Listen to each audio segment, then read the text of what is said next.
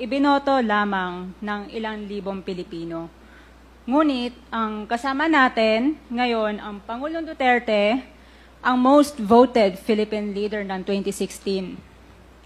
At ang kanyang anak, Vice President Sara Duterte, ang most voted Philippine leader naman ngayong 2022. I would like to manifest na gusto ng sambayanang Pilipino ang pagdurog niya sa mga kriminal, durugista at NPA na terorista. Kaya sila ibinoto at patuloy na mahal ng mga Pilipino.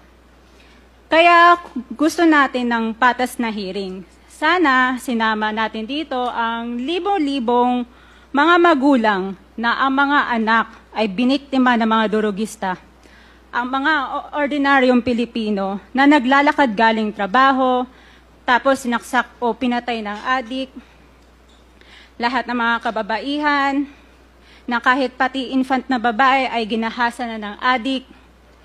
Libo-libo rin ang kanilang mga magulang at mahal sa buhay na wala dito ngayon. Awang-awa ang mga Pilipino sa mga inuseteng pamilyang na ito, kaya niluklok ng bansa ang Pangulong Duterte. Ang drug war ng Pangulo ay policy lamang. Hindi ito natupad kung hindi ito pinondohan ng Kongreso ng 6 na taon. Majority pa nga dito sa mga kinatawan ay naka-Duterte fist pa nung buong 6 na taon eh.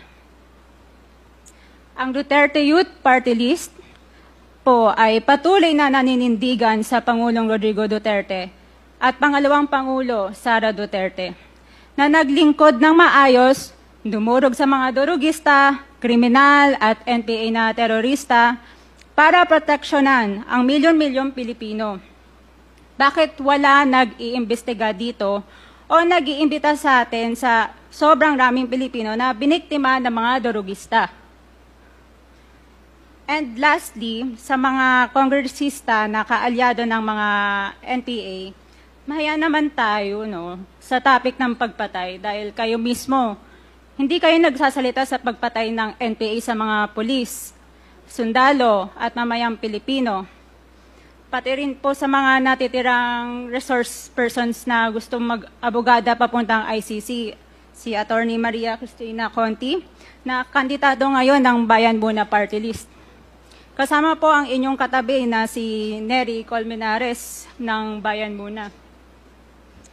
Sa NPA, nire-recruit ang mga kabataan para pabagsakin ang gobyerno at pumatay ng mga pulis, sundalo at tropa ng gobyerno. Di nyo naman kinokondena ang pagpatay nila. Ang kinokondena nyo ngayon ay ang dalawang naging most trusted leaders ng bansa na todo effort protektahan ang milyong-milyong mga Pilipino.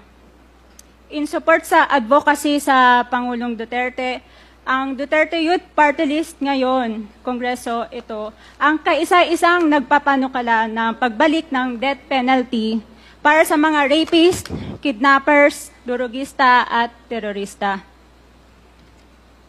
In behalf of the Duterte Youth Party List, kami ay nagpapasalamat sa todong suporta ng Pangulong Duterte at VP Sara Duterte sa mga tropa ng gobyerno at sa pagdurog nyo sa mga kriminal, durugista at NPA na terorista. Yun lang po. Maraming salamat po, Mr. Chair. At Thank you, magandang gabi po. Congresswoman. Salamat, Ma'am. Mr. Chair.